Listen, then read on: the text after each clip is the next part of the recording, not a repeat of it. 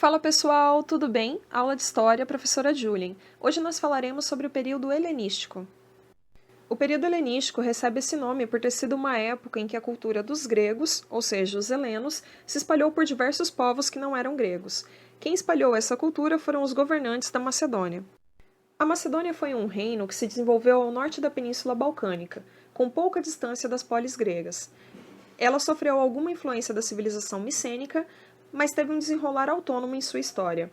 Isso só começa a mudar a partir do reinado de Filipe II.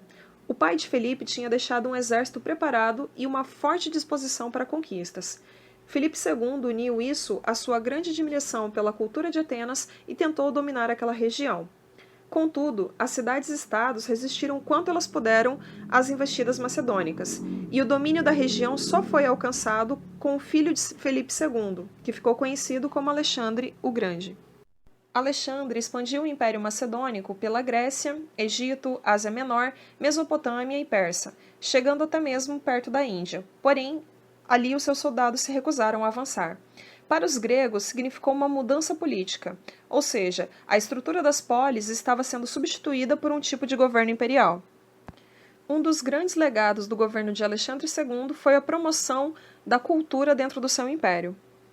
Alexandre promove a helenização, ou seja, a divulgação da cultura grega, principalmente pelo seu apreço pela cultura, e esse apreço foi passado por um mentor chamado Aristóteles. Aristóteles defendia a supremacia e a autonomia da razão, e foi um grande compilador do conhecimento dos gregos sobre a natureza, impulsionando a ciência helenística. O desenvolvimento científico grego atingiu seu ponto mais alto então.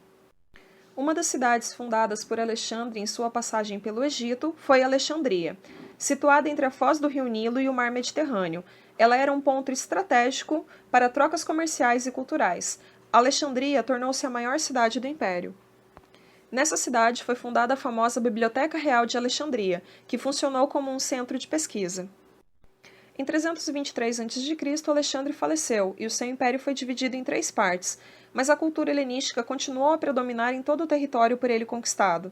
Essa cultura só começou a sofrer alguma alteração a partir da emergência do Império Romano.